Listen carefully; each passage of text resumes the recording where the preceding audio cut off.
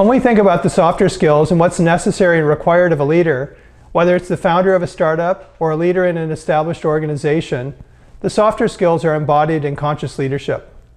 There are a number of things that the leader needs to integrate. Certainly self-mastery is a critical piece. Knowing how one is showing up in the world, knowing how one is being received by others, knowing what behaviors one exhibits that are healthy and helpful as a leader, and the behaviors that are going to derail one's efficacy as a leader. That's self-mastery, and it's an essential piece. Being keenly aware of intentions and motivations is also critical. What is my intention for being a leader?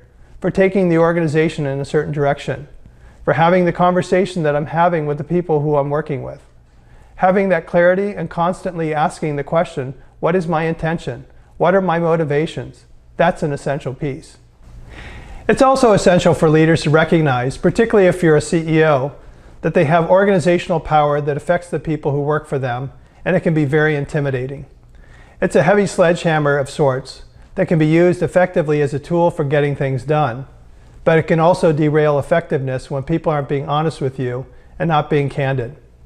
Effective leaders need to exhibit the kind of behaviors they expect and want from the people that work for them.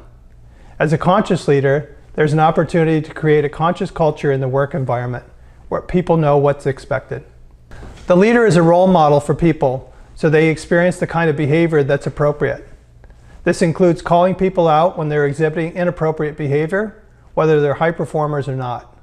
We see it often where someone gets a pass for their boorish behavior because they're a high producer and seemingly invaluable to the organization. Conscious leaders will call them out and exit them from the organization if they're unwilling or unable to change their behavior. Another important component of conscious leadership is to be aware of the environment and having a systems approach to leadership, knowing that there are certain levers that will help drive the organization forward and use those levers judiciously.